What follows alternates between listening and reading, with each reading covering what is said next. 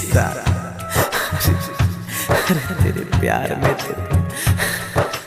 मैं डीजे संदीप राजनिकी तमकुरी कुशीनगर याद आवेला रे हाँ बिच रहिया में छोड़ गईलू हो अपना बनावे के सपना देखलू हो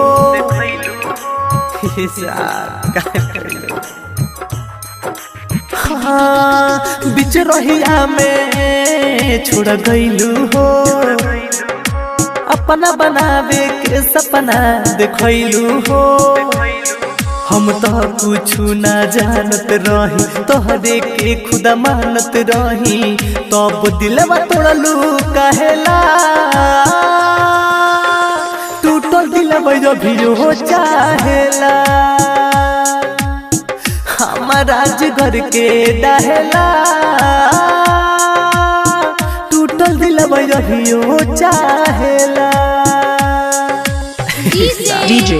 संदीप राजनिकी तमकुरी कुशीनगर मोहब्बत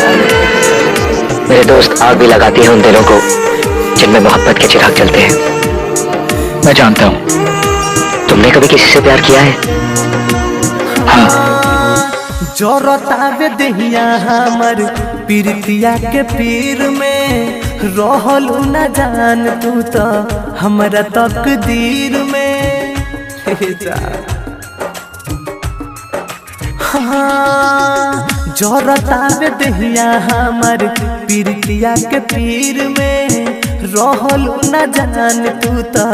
हमरा तकदीर में हम जीत के गईनी हार हो बर्बाद भइल मोरा प्यार हो गज बेसी तमई ढाहेला टूटल दिलवा भी हो चाहेला हमारा जिगर के डहेला टूटल दिलवा भी हो चाहेला डीजे संदीप राजनिकी गाजीपुर हारी ओम नगर।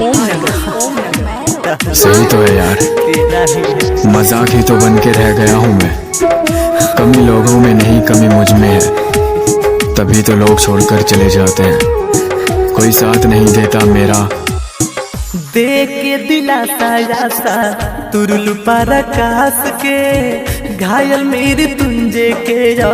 टूट विश्वास के